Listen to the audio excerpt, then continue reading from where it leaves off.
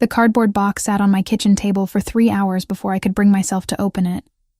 13 years of avoidance, packed away in my storage unit and dragged out only on nights like this, when guilt gnawed harder than grief.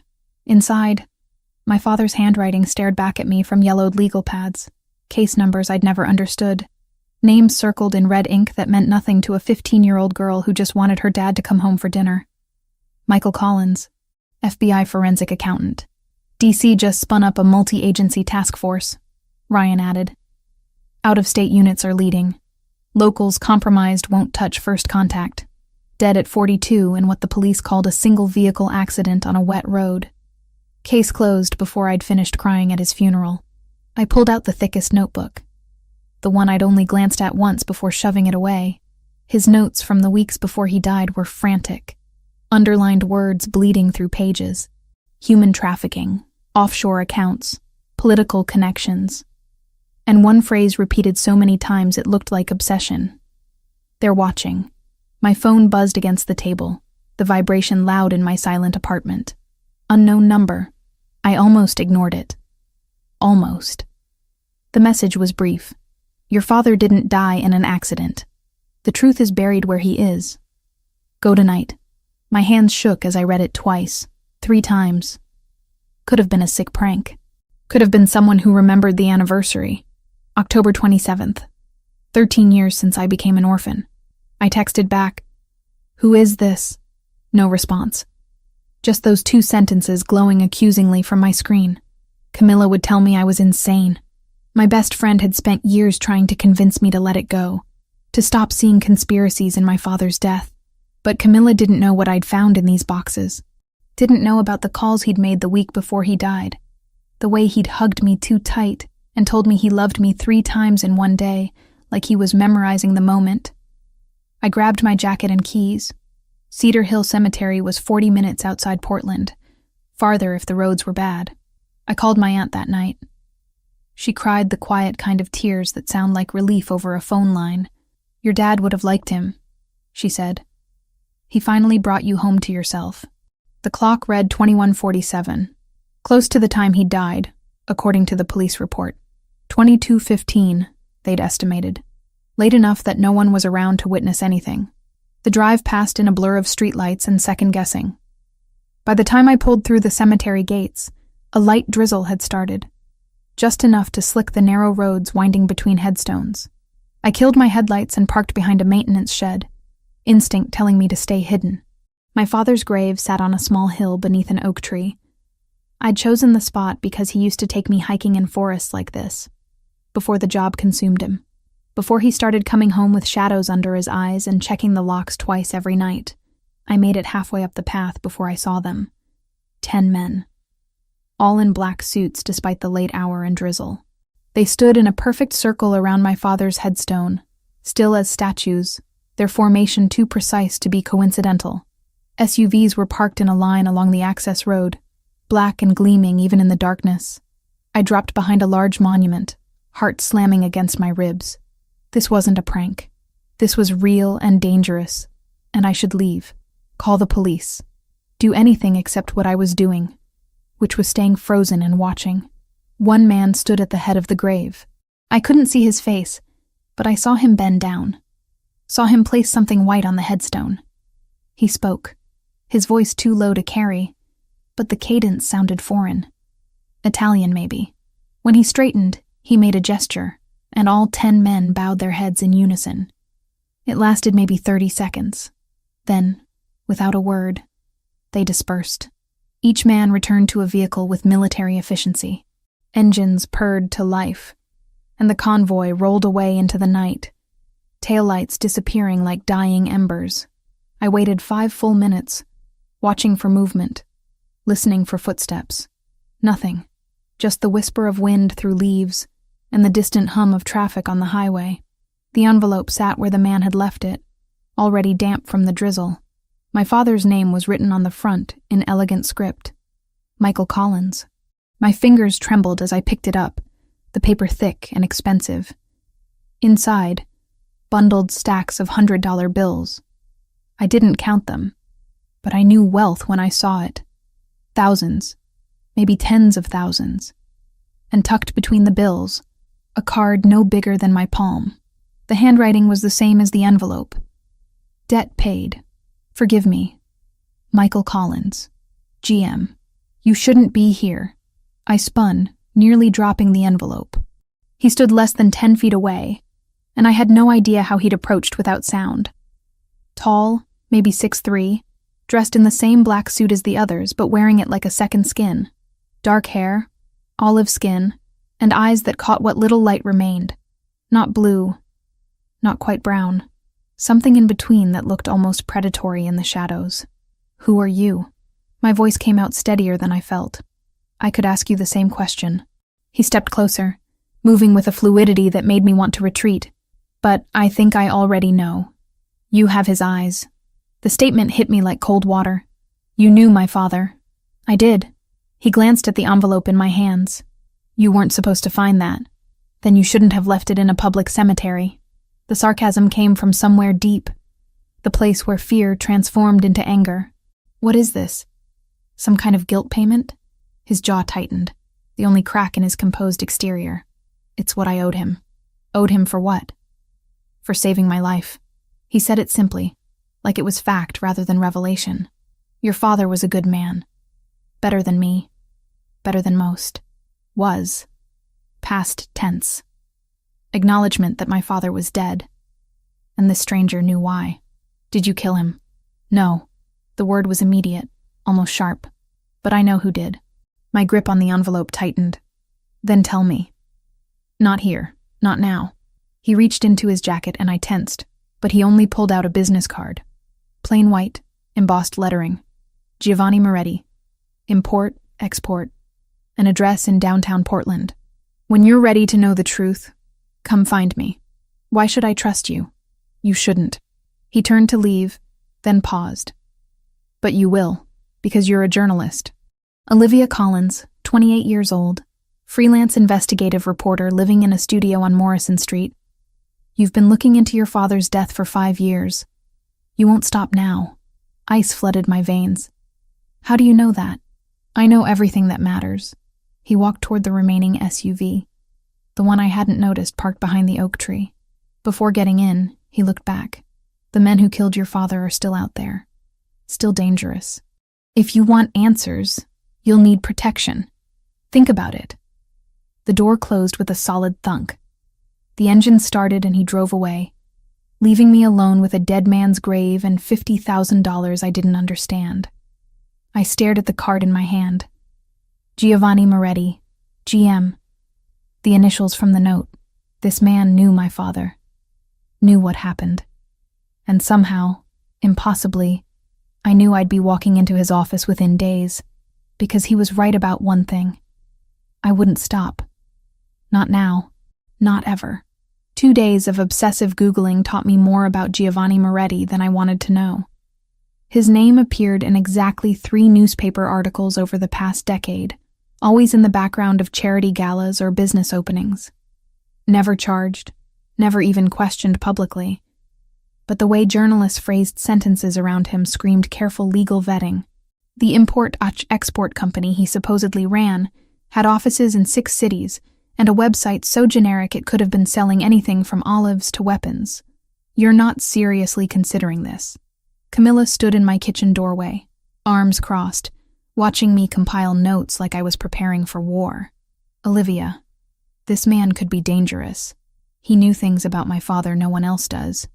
I circled another name in my notebook, one that appeared in both my dad's notes and a business filing connected to Moretti's company. The police said it was an accident. Everyone said it was an accident. But what if they were wrong? Then go to the FBI. Go to someone official. She moved closer, her voice dropping. Don't walk into a stranger's office because he left money on a grave and knew your address. The $50,000 sat in my closet, still in the envelope, still unexplained. I hadn't touched it beyond moving it from my car. Blood money, maybe. Or guilt. Or something worse I couldn't name yet. I'm a journalist, Cam. This is what I do. You write exposés on corporate fraud and political corruption.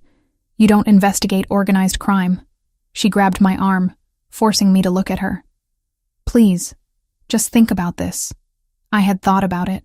For 48 hours straight, through sleepless nights and coffee-fueled mornings. Every rational part of my brain screamed that Camilla was right. But the angry, grieving 15-year-old who'd never gotten answers kept pushing me toward that business card. "I'll be careful," I said, knowing it was a lie. The address led to a building in downtown Portland that smelled like old money and new threats. Marble floors, art that probably cost more than my car, and a receptionist who looked like she could kill me with her letter opener if needed. She made one phone call after I gave my name, then gestured toward the elevator without a word. 4th floor, corner office. The door was already open when I arrived. Giovanni Moretti sat behind a desk made of dark wood that gleamed under recessed lighting. He looked different in daylight, less predator and more businessman, but the intensity in his eyes remained unchanged. Those strange dark brown eyes that seemed to catalog every detail of my appearance in the seconds it took me to cross his threshold. "Miss Collins." He stood, gestured to a leather chair across from him. "I wondered if you'd come.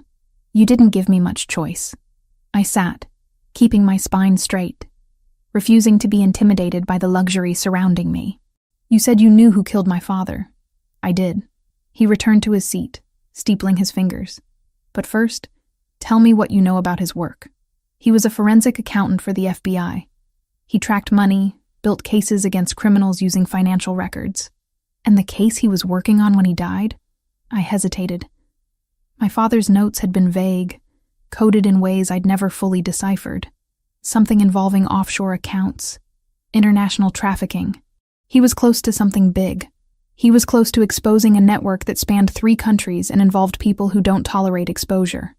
Giovanni pulled a folder from his desk drawer, slid it across to me. 15 years ago, I was 19 years old and very stupid. My family had certain business interests. I was forced to participate in an operation I didn't approve of. Your father was the agent investigating us. I opened the folder. Photographs of a younger Giovanni, barely more than a boy, alongside surveillance reports marked with FBI headers. My father's signature on witness statements. "He could have arrested me," Giovanni continued. "Had evidence, testimony, everything needed to put me away for 20 years. Instead, he gave me a choice. Walk away from my family's business, build something legitimate, or face prosecution. Why would he do that? Because he saw something in me that I didn't see in myself yet." His voice softened fractionally. He believed people could change if given the chance. I took that chance. I flipped through more pages, seeing the progression. Giovanni establishing his import business, documents showing legitimate transactions, tax records that looked clean. Then a shift. Reports about my father's investigation into Albanian trafficking rings. Names circled. One I recognized from his personal notes. Arben Krasniqi. 2 years after your father gave me that chance, he died. Giovanni's jaw tightened. I investigated on my own. Discovered that the Albanian Mafia killed him because he was about to expose their trafficking network. Politicians were involved. Police were involved. Your father was a threat they couldn't allow to exist. My hands shook as I read the evidence he'd compiled. Witness statements, financial records, surveillance photos showing Krasniqi's men near the road where my father crashed. This was real. This wasn't conspiracy or paranoia. This was murder, documented and detailed. Why didn't you take this to the authorities? Because the authorities were compromised. Half the people who should have investigated were on Krasniqi's payroll. He leaned forward. Your father asked me to protect something if anything happened to him. I didn't know what he meant until I saw you at the cemetery. He wanted me to protect you. The revelation hit like physical impact. That message. The one telling me to go to the cemetery. Who sent it? His expression shifted. Something guarded entering his eyes. We'll discuss that later. Right now, you need to understand something more important. Arben Krasniqi discovered that you've been investigating your father's death. You've been asking questions, pulling old records. He knows you exist. And he knows you're a threat. Ice flooded my veins. How would he know that? Because he has people watching for anyone who shows interest in that case. You triggered alerts when you requested police reports 3 months ago. Giovanni stood, moved to the window overlooking the city. You're in danger, Miss Collins. Real danger. I wanted to argue, to say he was exaggerating. But the weight of evidence in my lap said otherwise. What do you want from me? I want to keep you alive. It's what your father would have wanted. You don't owe me anything. I owe him everything. He turned back, and for the first time I saw something beyond the controlled exterior. Grief, maybe. Or guilt that 15 years couldn't erase. Let me protect you. 72 hours. That's all I ask. Give me 3 days to assess the threat and put measures in place. I should have said no. Should have walked out and gone straight to the FBI field office. But something in his voice, in the way he spoke about my father, made me believe him. 72 hours, I heard myself say. And then you tell me everything, including who sent that message. He nodded once. My people will... The office door burst open. A man in a dark suit I recognized from the cemetery, the same military bearing. Sir, parking garage. 2 men, Albanian, waiting by her car. Giovanni's transformation was instantaneous. The businessman vanished, replaced by something cold and lethal. How many of ours? 4 in position. Ryan's with them. Get her out through the service entrance. Now. He looked at me, and I saw the predator again. Stay close to them. Do exactly what they say. Everything happened too fast to process. The suited man, whose name I didn't know, had my arm, pulling me toward a door I hadn't noticed behind a bookshelf. Giovanni was speaking rapid commands into a phone. We were in a service corridor, then a stairwell, footsteps echoing off concrete. Gunshots. Distant but unmistakable. 2 sharp cracks that made my heart slam against my ribs. Keep moving, my escort ordered, his grip on my arm tightening. We emerged in an underground parking level I didn't recognize. 3 SUVs sat with engines running. A broad-shouldered man with gray at his temples stood by the middle vehicle. Ryan Foster, he said, opening the door. You must be Olivia. Get in. I climbed into the back seat, my hands shaking now, adrenaline flooding my system. Ryan slid in beside me while another man took the driver's seat. The SUV was moving before my door fully closed. What just happened? Attempted kidnapping, Ryan said calmly, like he was discussing weather. Albanian crew waiting to grab you when you left the building. Boss anticipated it, had counter-surveillance in place. Did anyone... I couldn't finish the question. Our people are fine. Theirs are in custody. Local police are already involved, though they won't learn much. He studied me with sharp eyes that missed nothing. You're safe now. That's what matters. But I didn't feel safe. I felt like I'd stepped through a door into a world I didn't understand, where men waited to kidnap me and gunshots were just part of the landscape. My phone buzzed. Giovanni's number, though I didn't remember giving it to him. The text was brief. Decision time, Olivia. 3 days of protection, or you're on your own against people who've already found you once. Choose now. I looked at Ryan, at the driver who navigated streets with practiced efficiency, at the city passing by outside bulletproof windows. I typed back one word.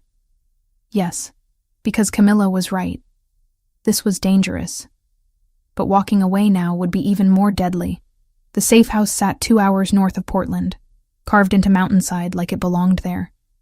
All glass and stone and security cameras I pretended not to notice. Ryan showed me to a guest room that had better furniture than my entire apartment, then left me alone with instructions not to wander and a phone number to call if I needed anything. I didn't sleep the first night.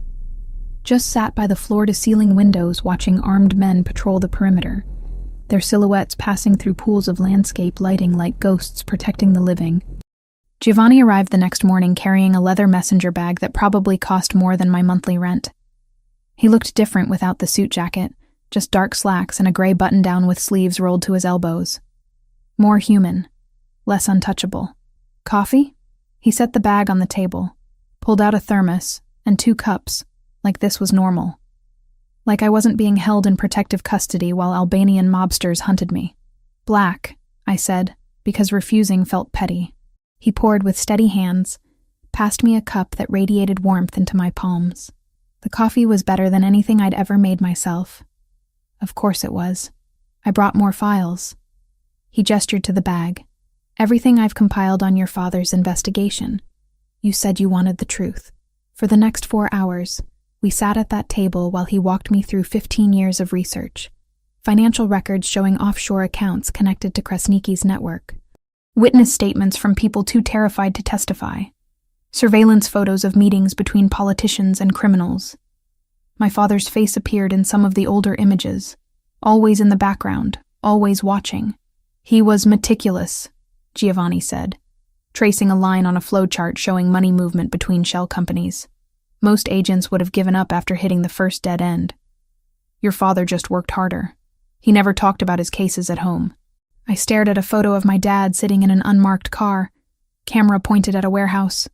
I thought it was just about rules, keeping work separate. Now I think he was trying to protect me from knowing too much. He was. Giovanni's voice softened. The last time I saw him, 3 weeks before he died, he told me he had insurance. Something that would bring down the entire network if anything happened to him. I didn't understand what he meant then. Insurance? My mind raced through possibilities. You think he left evidence somewhere? I'm certain of it.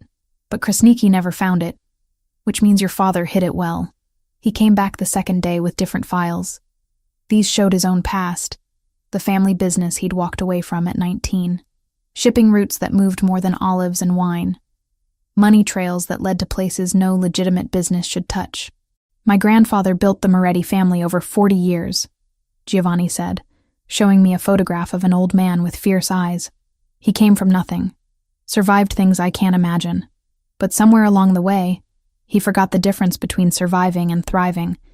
By the time I was old enough to understand what we really did, it was too late to pretend ignorance. Why did you stay until you were 19? Loyalty, fear, stupidity. He set the photo down.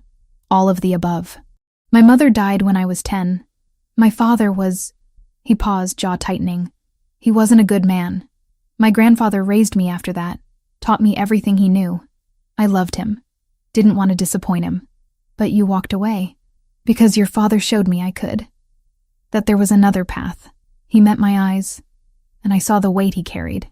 I've spent 15 years trying to prove he was right to give me that chance.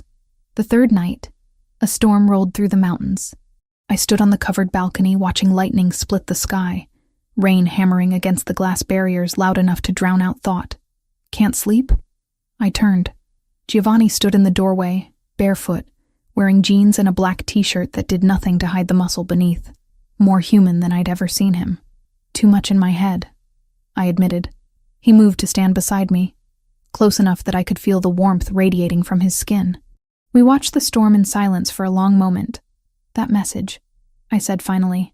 The one that brought me to the cemetery. You said we'd discuss it later. It's been 3 days. His expression shifted. Something guarded entering his eyes. Ryan sent it. Ryan. Why would... I ordered him to. Giovanni turned to face me fully. Years ago, I gave him standing instructions. When the time was right, when I was certain it was safe, deliver the money to your father's grave and notify his daughter. I didn't expect you to arrive that specific night. So you've been watching me. Protecting you. There's a difference. Is there... Anger flickered hot in my chest. You investigated me, tracked my movements, sent cryptic messages. I kept you alive. His voice went hard. Krasniki has been monitoring anyone connected to your father's case. If I hadn't been watching too, you'd have disappeared months ago. The truth of it hit like the lightning splitting the sky. I wanted to be angry, to feel violated by his surveillance, but the parking garage ambush proved he was right. I hate this, I whispered. I hate feeling powerless. You're not powerless, Olivia. He said my name like it meant something. You're the strongest person I've met.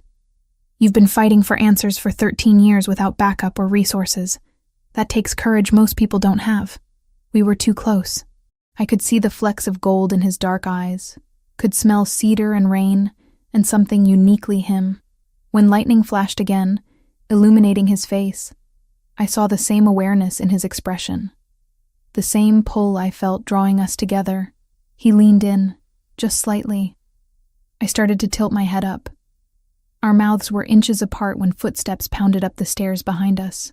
Boss, Ryan burst onto the balcony, phone in hand, face grim. "It's Camilla Scott." My stomach dropped. "What about her?" "Kresnicki's men took her 2 hours ago, from her apartment. Security footage shows 3 men, professional extraction." Ryan looked at me with something like sympathy.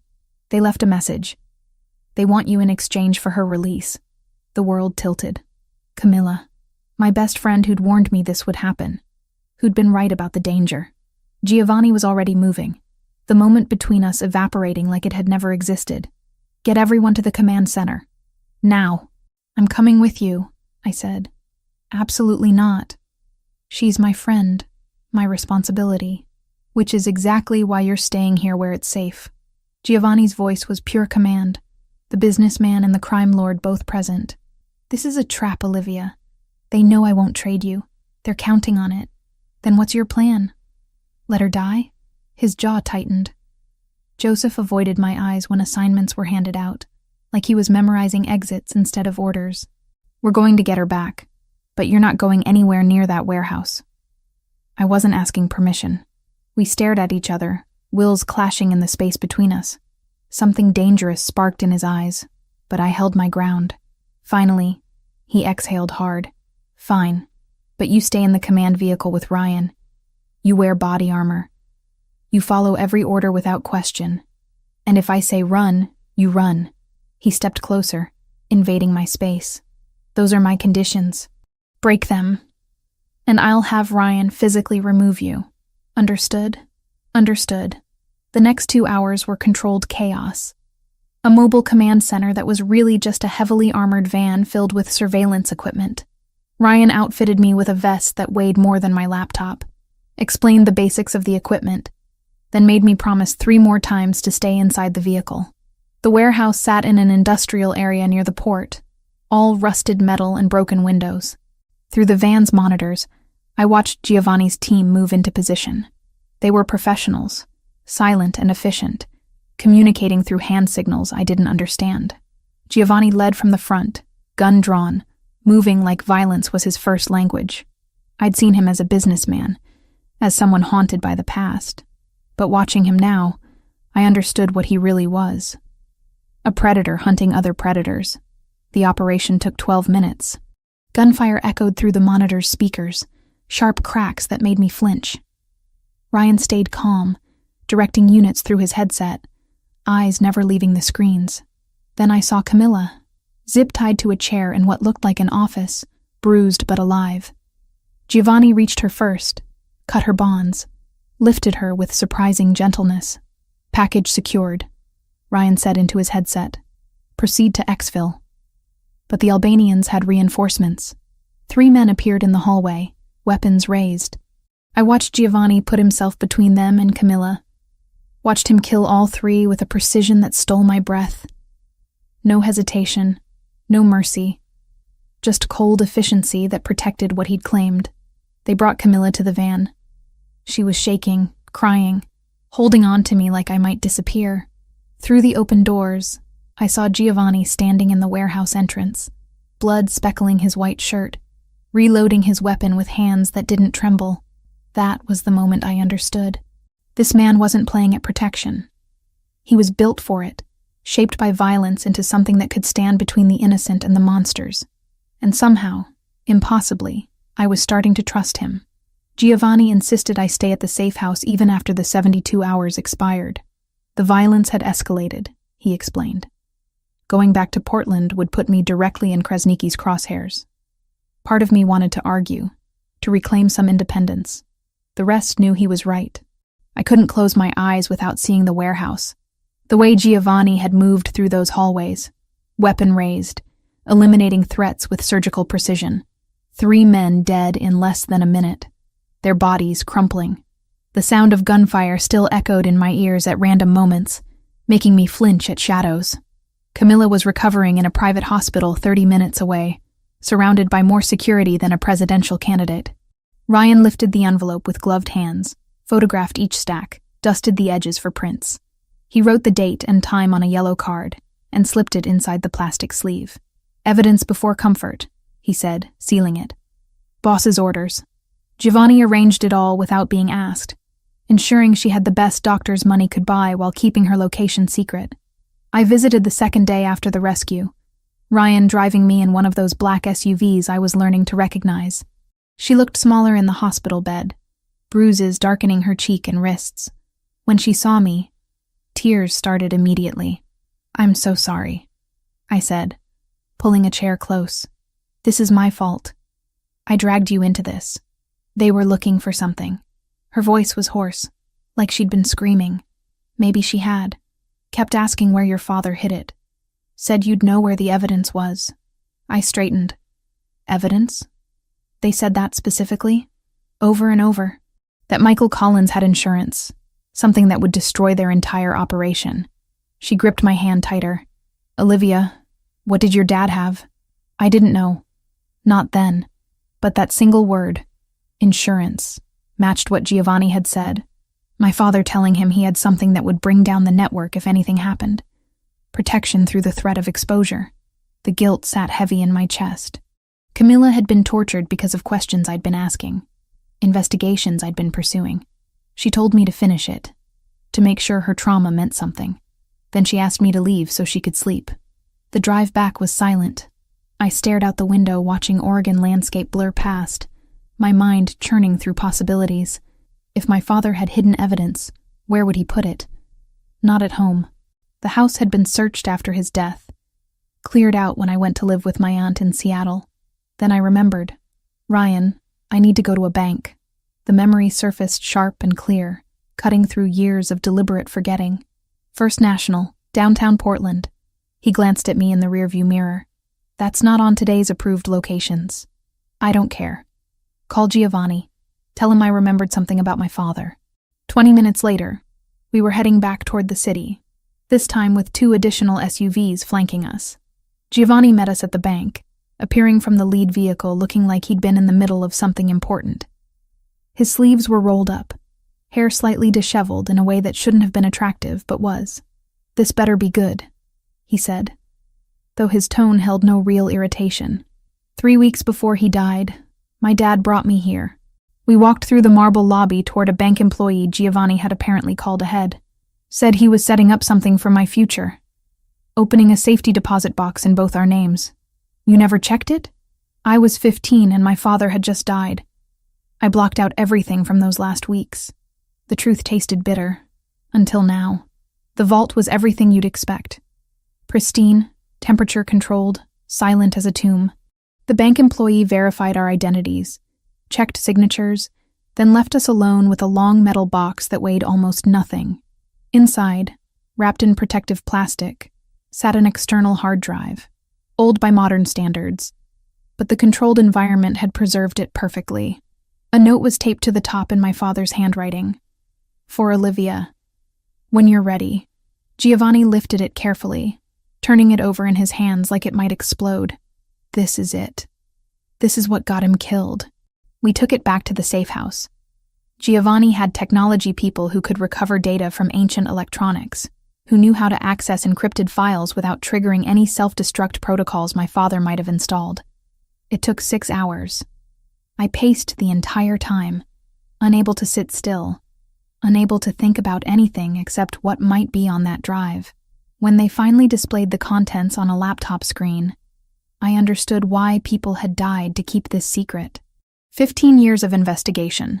Financial records showing money flowing from Albanian trafficking networks through shell companies and into the accounts of politicians, judges, police chiefs. Names, dates, amounts. Video footage of meetings that should never have happened. Testimony from victims my father had protected and hidden. Bank records proving everything. "My God," I whispered. "This could bring down hundreds of people." Giovanni scrolled through files, his expression growing darker with each revelation. "Your father was building a case that would have destroyed not just Krasniki's organization, but everyone connected to it. This is why they killed him. This is what they've been searching for. We need to publish this. Public exposure flips their risk calculus," Ryan said. "Once this hits, any move against civilians becomes evidence for federal murder for hire. They'll cut losses and disappear. Get it to every news outlet, every law enforcement agency that isn't compromised. They'll bury it." He looked up at me, something hard in his eyes. Half these people have the power to make evidence disappear.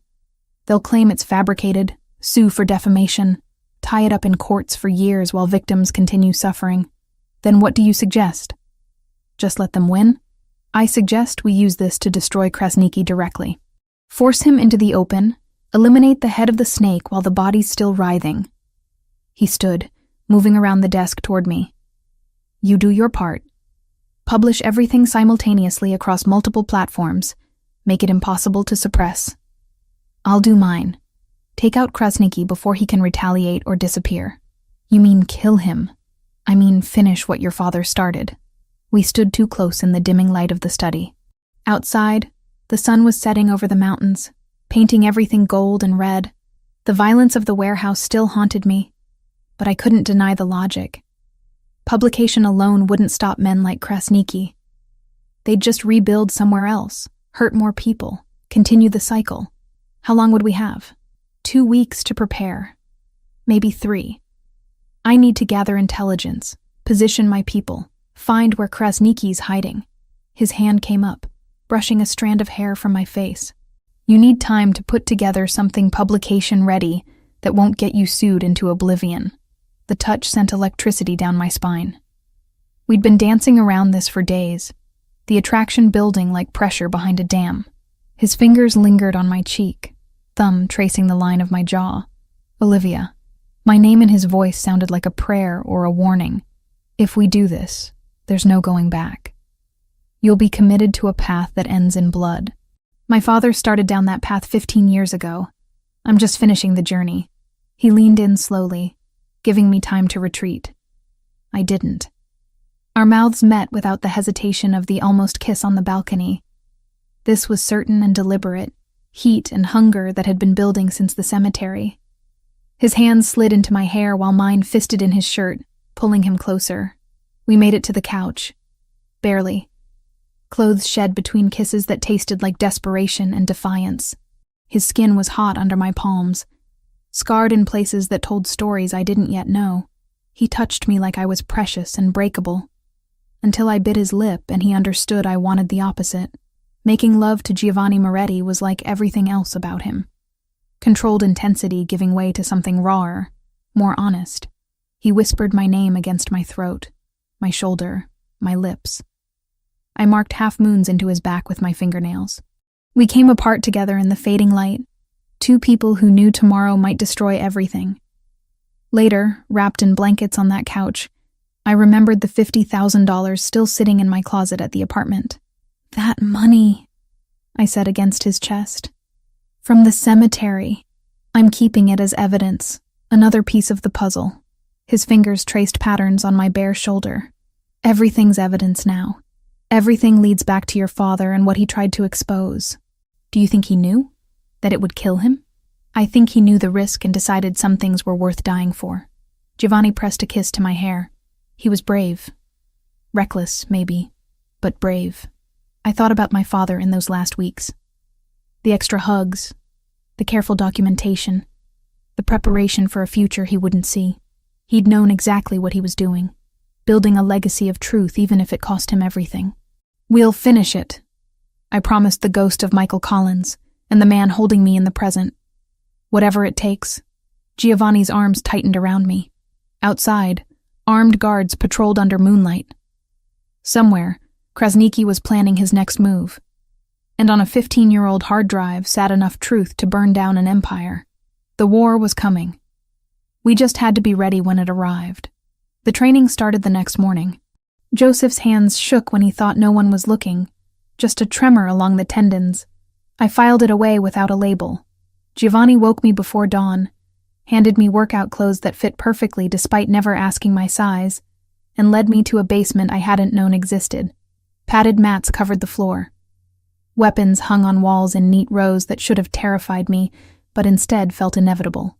Self-defense first, he said, rolling his shoulders. You need to know how to protect yourself if things go wrong.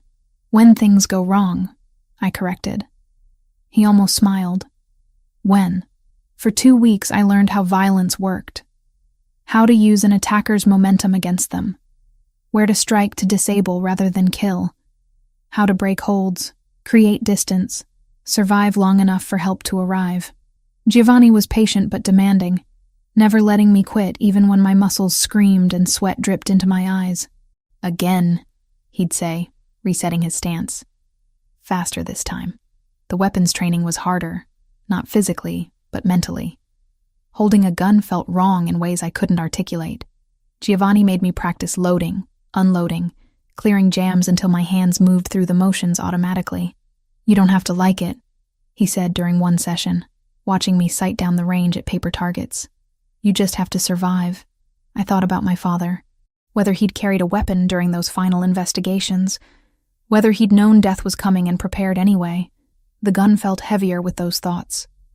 Between training sessions, I wrote, 15 years of evidence transformed into a narrative that couldn't be ignored. Financial flows mapped out in charts, testimony organized chronologically, video and audio files time-stamped and verified. I contacted 3 journalists I trusted, one each in New York, London, and Berlin. Gave them copies of everything encrypted 6 ways. Explained that when I gave the signal, they'd publish simultaneously across every platform they could access. "This is incredible," Sarah from the Times said during our encrypted video call. "And completely insane. You know people will try to kill you for this. They're already trying." She went quiet for a moment. "We'll be ready. Just say when." Giovanni spent those same 2 weeks planning something darker. I'd see him in the war room, as I'd started calling it, surrounded by maps and photographs, and men who spoke in clipped military language. Ryan was always there, along with others whose names I learned slowly. Joseph, who handled surveillance. Christopher, who managed logistics. Anthony, who never spoke but radiated controlled violence. Sometimes I'd join them, listening as they discussed guard rotations and security systems. Krasniki had 3 properties they'd identified. A warehouse near the port where operations were coordinated. A safe house in the suburbs where he sometimes stayed. A legitimate business that fronted for money laundering. Giovanni wanted to hit all 3 simultaneously, scatter Krasniki's resources, force him into the open. "He'll run to his main stronghold when the others fall," Giovanni explained, pointing to a location marked on the map. "That's where we take him. Alive, if possible. We need his confession on video before your articles drop. And if he doesn't confess?" Giovanni's expression went cold. "He will. I didn't ask what methods he'd use. Some things I didn't need to know yet. The nights were ours. We'd fall into bed exhausted from training and planning, but always found energy for each other. Giovanni loved slowly, thoroughly, like he was memorizing every inch of my skin. I'd trace the scars on his body, each one a story of survival. We didn't talk about feelings or futures, just existed in those stolen hours when the world outside couldn't reach us. 1 week became 2. My muscles grew harder, my aim steadier. The investigative report reached 90 pages of documented evidence that would destroy hundreds of careers and lives. Giovanni's plan evolved into something elegant and lethal, every contingency mapped. On the 13th day, Ryan interrupted dinner with news that changed the timeline. "Krasniki's moving," he said, tablet in hand showing surveillance feeds. "Our sources say he's relocating tomorrow night, heading to a compound near the Canadian border. Once he's there, we'll never reach him." Giovanni set down his fork with deliberate calm. "How reliable is the intelligence?" 3 independent confirmations. He's spooked. Knows something's coming. I watched Giovanni process this. Saw the moment he shifted from planning to execution mode. Pull everyone back. "We move in 12 hours. My stomach dropped. 12 hours. We weren't ready. I wasn't ready. "Olivia," Giovanni's hand covered mine on the table. "Can you have everything prepared by dawn?" Could I? The articles were written, the journalists briefed. But my mind rebelled against the suddenness. Yes. "Then we do this tomorrow night." The preparation that evening was controlled chaos. Men arriving at the safe house in groups, checking weapons, reviewing assignments. I finalized the publication sequence with Sarah and the others, scheduled everything to go live at precisely 9 p.m. Pacific time. Giovanni wanted Krasniki in custody before the internet exploded with evidence of his crimes. Near midnight, I found myself standing by the windows, watching the last of the sunset paint the mountains gold and purple. Tomorrow night, this would be over, one way or another. Come with me, Giovanni said from the doorway. There's something I need to do. He drove us to Cedar Hill Cemetery in one of the SUVs, just the two of us. The graves looked different in the gathering darkness, peaceful rather than ominous. My father's headstone gleamed under the security lights that lined the paths. Giovanni parked and we walked to the grave together. He carried no flowers, no offerings. Just stood there looking at the carved name. Michael Collins, beloved father. Then he dropped to one knee. The gesture shocked me. This man who commanded dozens, who'd killed without hesitation, kneeling in the dirt before my father's memory. He spoke in Italian first, words I couldn't understand but felt in the cadence. Then he switched to English, voice rough with emotion I'd never heard from him. I failed you once. Let you die when I should have been watching. Should have protected you better. He paused, hand pressed flat against the ground. But I won't fail her. Your daughter. She's everything you said she'd be. Brave and stubborn and too smart for her own good. Tomorrow, I finish what you started. I promise you, Michael Collins, on my life and my honor, I'll keep her safe, no matter what it costs. Tears blurred my vision. I'd cried at this grave 13 years ago, 17 years old and shattered. But these tears felt different. Not grief exactly. Something closer to closure. Giovanni stood, dirt on his knee, and pulled me close. He'd be proud of you. I hope so. My voice cracked. I really hope so. We stayed until full darkness fell, until the groundskeeper made his final rounds and the gates closed for the night. On the drive back, Giovanni held my hand across the center console, thumb rubbing circles on my palm. Tomorrow changes everything, I said. Tomorrow we take back what they stole. From your father. From all the victims. From everyone they hurt. Back at the safe house, the war room thrummed with final preparations. Ryan met us at the door, phone already in hand. Just got confirmation. Krasniki's still at the downtown safe house. Window of opportunity closes at midnight tomorrow. After that, he's in the wind. Giovanni nodded once. Then we end this. Everyone on ready status. Operation launches at 2,000 hours. 2000 hours. 8 p.m. 12 hours until everything changed. I went to my room, checked the publication sequence one more time, sent encrypted messages to all 3 journalists confirming the timeline. Then I sat on the edge of the bed, gun Giovanni had given me cleaned and loaded on the nightstand, and tried not to think about all the ways tomorrow could go catastrophically wrong. Giovanni found me there an hour later. Didn't speak. Just pulled me into his arms and held on like he could protect me from tomorrow through sheer force of will. We're ready, he whispered against my hair. I wished I believed him. Believed myself. Believed that 15 years of death and secrets could be resolved in one night of coordinated violence and published truth. But ready or not, morning would come, and with it, war. The command van smelled like electronics and stale coffee. Ryan sat beside me, eyes fixed on 6 monitors showing feeds from body cameras on Giovanni's team. A technician whose name I'd learned was David worked the communications board, routing encrypted signals between units. All teams in position, Ryan said into his headset. Targets confirmed at all 3 locations, standing by for go signal. Giovanni's voice crackled through the speakers. Execute. The first target, a warehouse near the port, fell fast. I watched through shaky camera feeds as Giovanni's men breached the loading dock doors. 8 minutes of controlled chaos. Men in Albanian colors surrendering or going down under suppressive fire. No casualties on our side.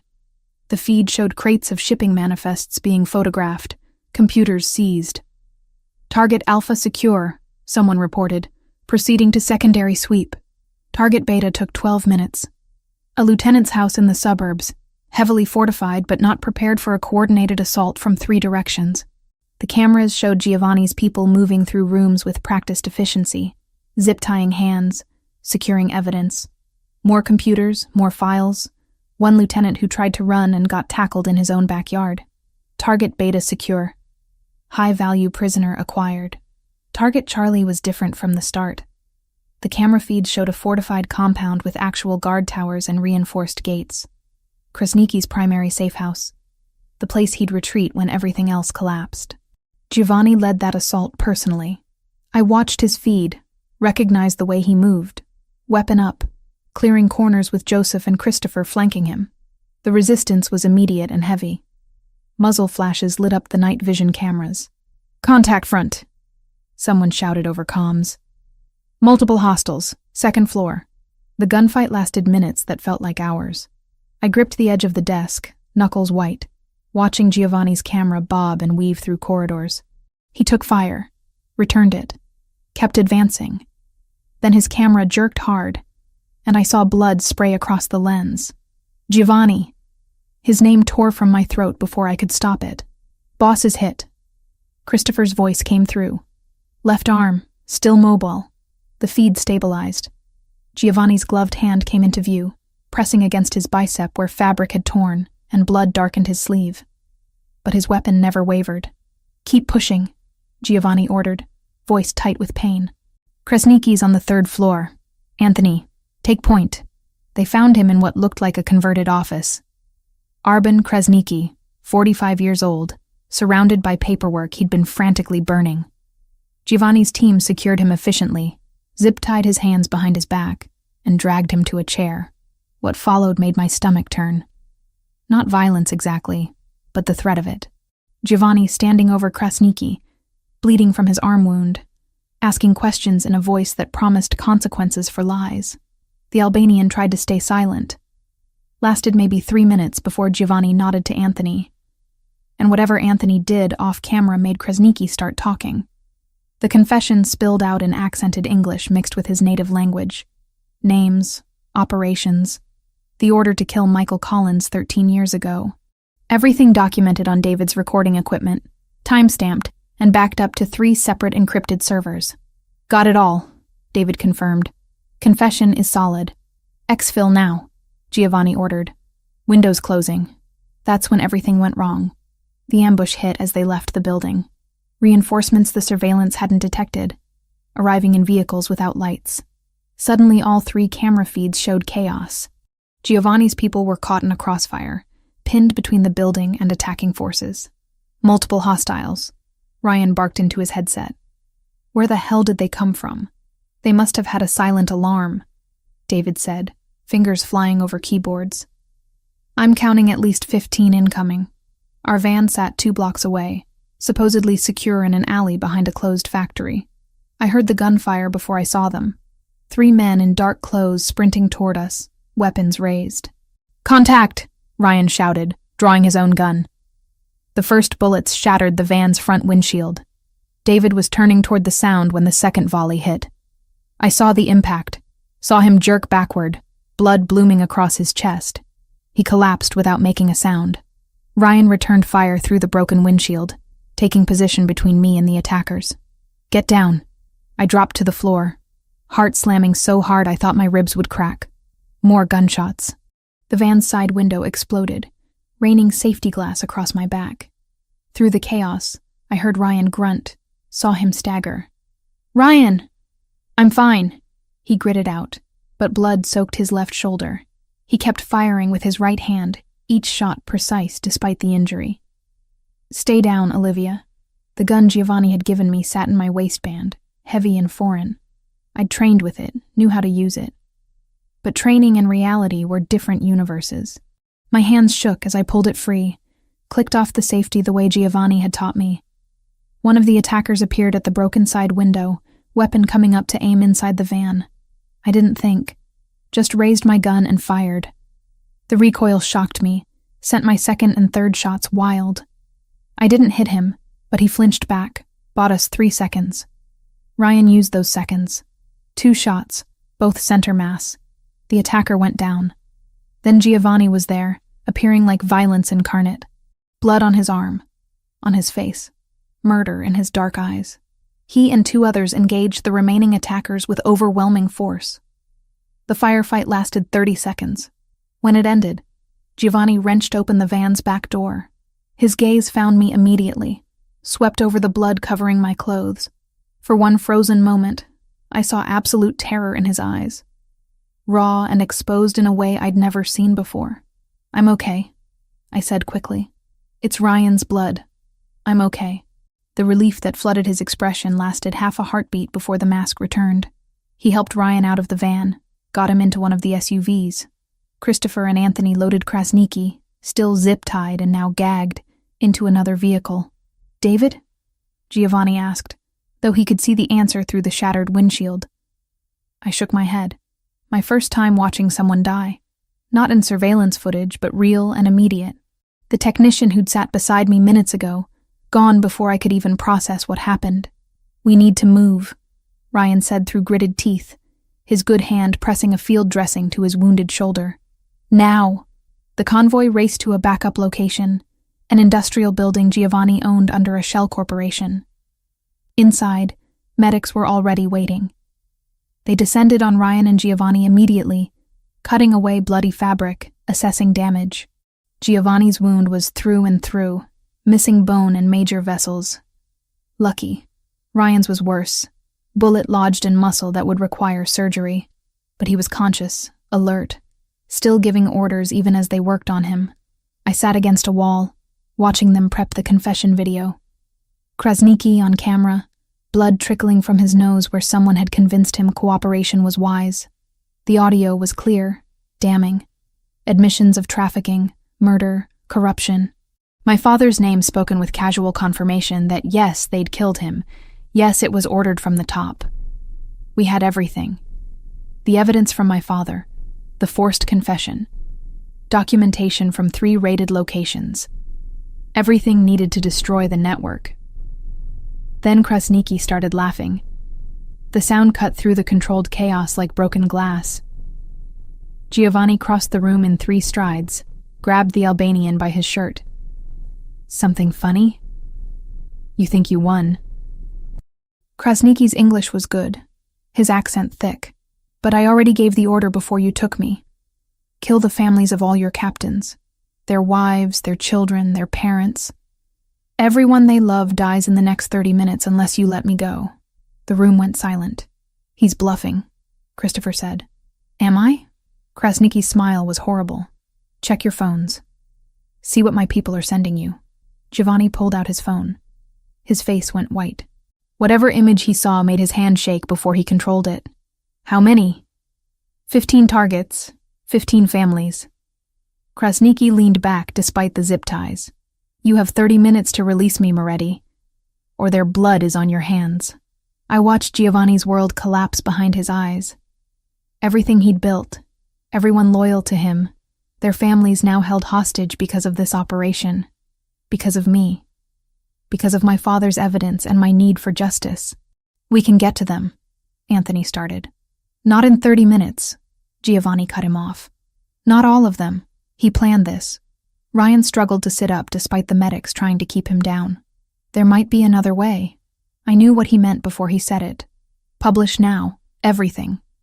Make it public before Krasniki's deadline. Force the authorities to respond, remove his leverage. "If we publish the evidence now," I said, pulling out my phone with hands that wouldn't stop shaking, "it goes viral in minutes. FBI, DEA, ATF will have to respond immediately. His people will abort rather than risk exposure. Or they'll kill everyone anyway," Krasniki said. "Out of spite. Maybe." I looked at Giovanni, saw the impossible choice crushing him. But it's the only play we have left. 29 minutes until 15 families died. 29 minutes to save them, or watch everything burn. Giovanni met my eyes across the blood-stained concrete. Made his decision. Do it. My fingers moved faster than my thoughts, typing the signal code into 3 separate encrypted messages. Sarah in New York, Thomas in London, Maria in Berlin, the journalists who'd been waiting for this moment. "Publishing in 3 minutes," I said, voice steadier than my hands. "Once it's live, there's no taking it back." Giovanni stood across the warehouse, blood still seeping through the makeshift bandage on his arm. His face was carved from stone, but I saw the war raging behind his eyes. 15 families. People who trusted him, who'd followed him, whose children played in backyards while their fathers did terrible things in his name. "Do it," he repeated. Krasniki laughed again. That horrible wet sound. "You're choosing wrong, Moretti." Those families are already dead. You just don't know it yet. Shut him up, Giovanni ordered. Anthony gagged Krasniqi with efficiency that suggested practice. I hit send on all 3 messages simultaneously. Then opened Twitter, Facebook, Instagram. Created posts with links to cloud storage containing everything. Financial records, video testimony, photographs of meetings that should never have happened. 15 years of my father's investigation, unleashed on the world in 15 seconds. It's out, I whispered. Ryan worked his phone one-handed, the other arm hanging useless at his side. Already spreading, first shares coming in. Guardian just picked it up. 4 minutes. The posts multiplied like viruses, jumping from account to account. News organizations scrambled to verify, but the evidence was too comprehensive to ignore. Names started trending. Politicians, judges, police chiefs. The algorithm god smiled on truth for once, pushing our revelations into millions of feeds. 7 minutes. CNN sent a breaking news alert. BBC followed 30 seconds later. The story was too big, too documented, too explosive to contain. FBI Portland field office is mobilizing, Ryan reported, monitoring police scanners. DEA too. They're moving on all the addresses we provided. 8 minutes. Christopher checked in from his surveillance post. Albanian crew at the Henderson house just received a call. They're pulling back. Say authorities are inbound. One by one, the reports came in. Krasniqi's people aborting their attacks, melting away as federal vehicles descended on their positions. Not all of them. 3 families had close calls, teams arriving seconds before the Albanians fled. But no casualties.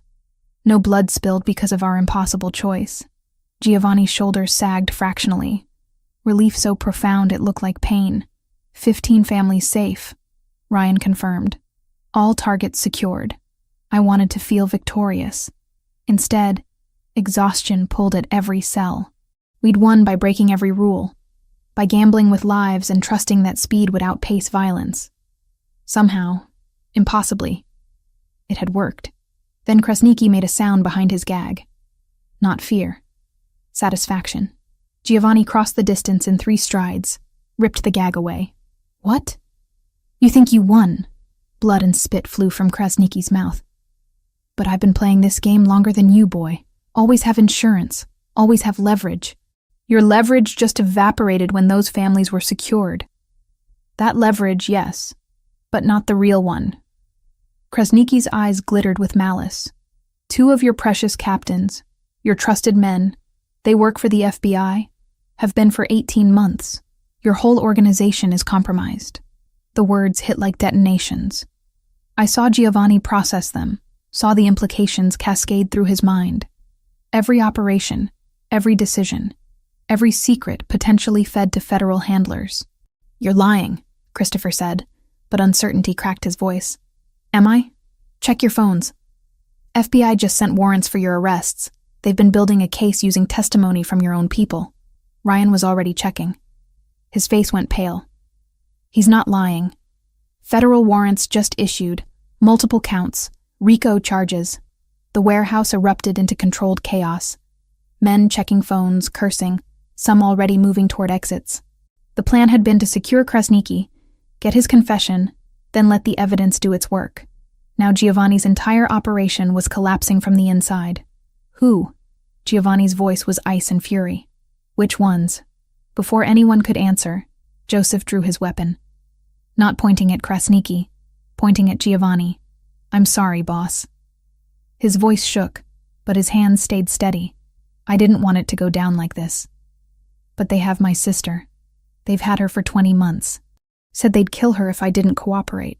Everything slowed down. I saw Giovanni's hand move toward his own weapon.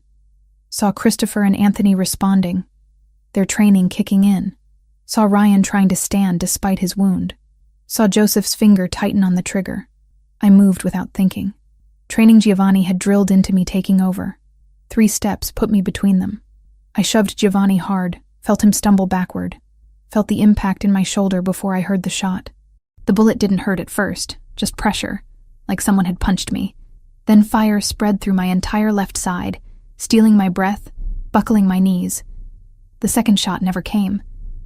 Ryan, somehow standing despite his wound, fired twice. Both rounds center mass. Joseph dropped, weapon clattering on concrete. Someone was screaming. Took me seconds to realize it wasn't me. Was Anthony shouting orders, trying to secure the perimeter. Through the noise, I heard more gunfire. The second traitor, whoever he was, making a break for it. Then Giovanni's hands were on me, turning me carefully, his face appearing above mine. Blood soaked through my shirt, hot and wrong, his expression shattered in ways I'd never seen. Raw terror replacing the control he wore like armor. Olivia. Stay with me. Look at me. His voice cracked on my name. I'm okay. The words came out weak, unconvincing even to me. You're not okay. You took a bullet meant for me. His hand pressed against my shoulder, trying to stem the bleeding. The pressure made me gasp. Worth it, I managed. Wouldn't let him shoot you. Medic! Giovanni roared. Now! But the sirens were already approaching. Multiple vehicles closing fast. The evidence we'd published had lit a fire under every law enforcement agency in the state. They were coming for all of us. Boss, we need to move, Christopher urged. FBI is 2 minutes out. I'm not leaving her. They'll arrest you. Charge you with everything. You need to run. Giovanni looked down at me, his dark eyes swimming with something I'd never seen in them before. Tears. Actual tears cutting tracks through the blood and dirt on his face. This man who'd killed without hesitation, who commanded through fear and respect, was crying over me. I'm not leaving, he said again, quieter. His thumb brushed my cheek, gentle despite the violence surrounding us. You saved my life. Again. You keep saving me. Giovanni. Ryan's voice carried warning. 30 seconds. The warehouse doors burst open. Paramedics first, then federal agents in tactical gear, weapons up, shouting commands. Giovanni raised his hands slowly, never taking his eyes off mine. Someone was cutting my shirt away, pressing gauze against the wound, asking me questions I couldn't process. Olivia Collins? An agent appeared in my fading vision. We need you to come with us. You're a material witness. She's been shot, Giovanni snarled. She needs a hospital. Ambulance is ready. We'll provide protection en route. More hands lifted me onto a gurney. Every movement sent lightning through my shoulder. Through the chaos, I found Giovanni. They were cuffing him, reading him his rights. He didn't resist, just kept his eyes locked on mine as they led him away. No words passed between us. Didn't need them. Everything that mattered lived in that look. Gratitude. Terror. Something deeper that neither of us had dared name yet.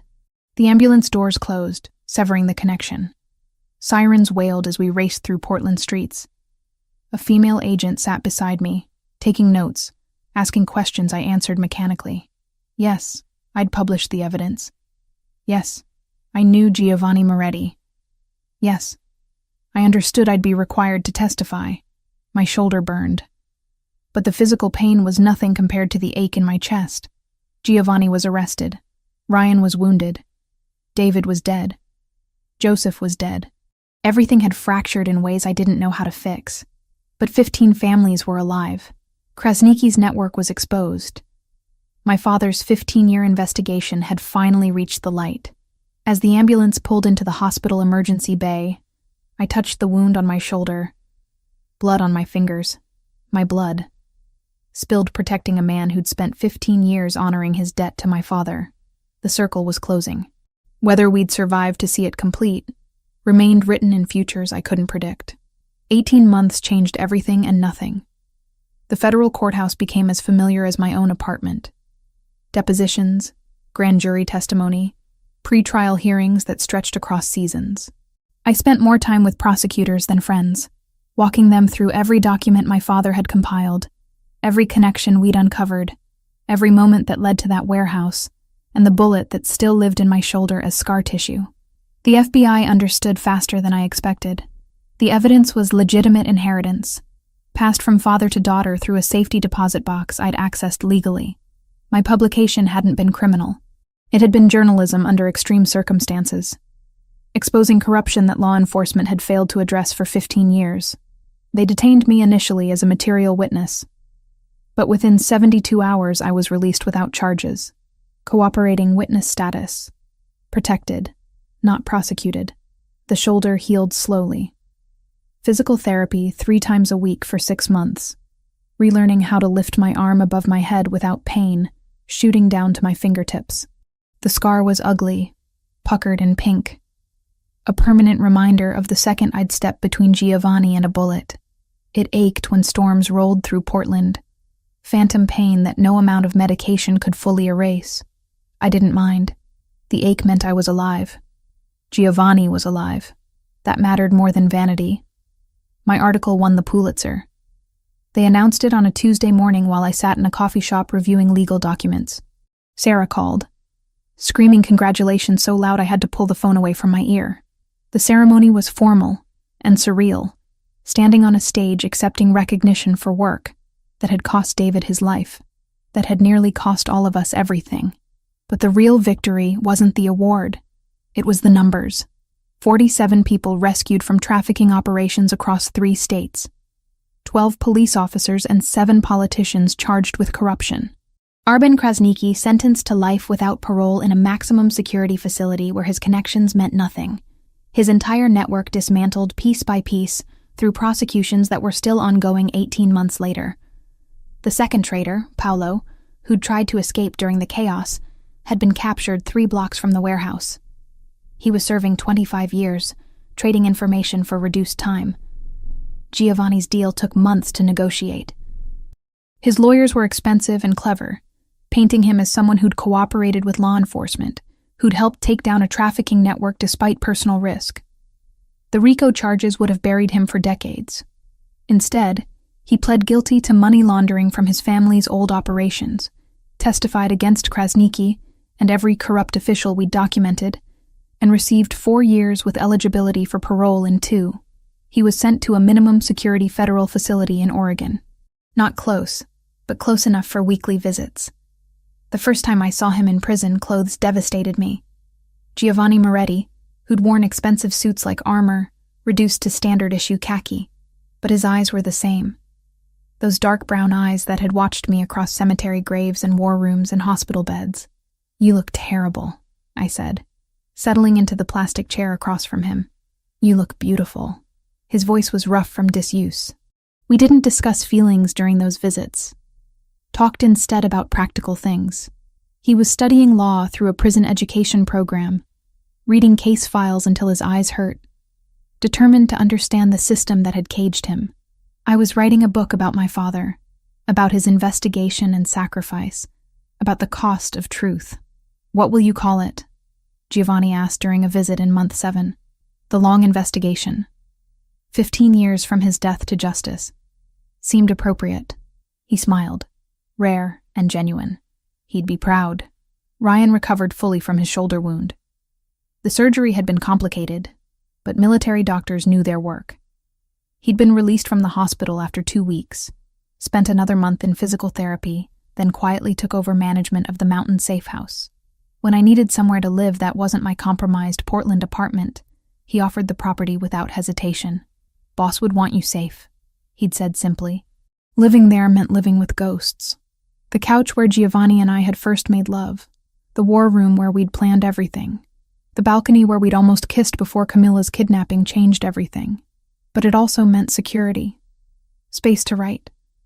Distance from the reporters who still occasionally tried to doorstep me for follow-up interviews. Camilla visited every few weeks. She'd spent 4 months in therapy processing her abduction. The fear. The helplessness. But she was stronger for it in ways that mattered. Started a nonprofit helping trafficking survivors, channeling her trauma into something that healed others. "You're allowed to fall apart," she told me during one visit, watching me stare at yet another legal brief. "I'll fall apart when this is over. It'll never be over, Liv. That's the point. You survived something terrible and now you have to learn how to live after." She was right.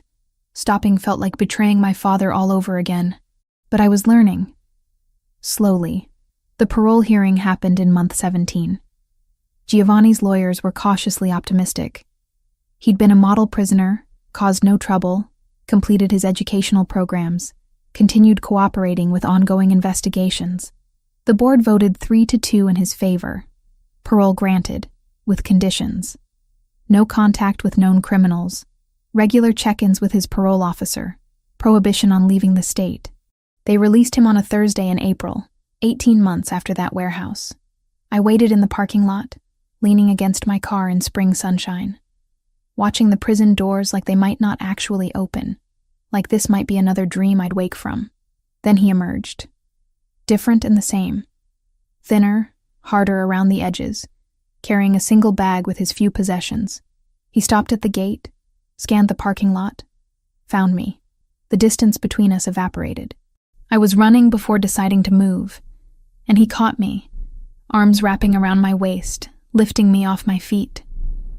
We held each other in that parking lot for what felt like hours, saying nothing, because words were insufficient for the relief, the gratitude, the impossible joy of survival.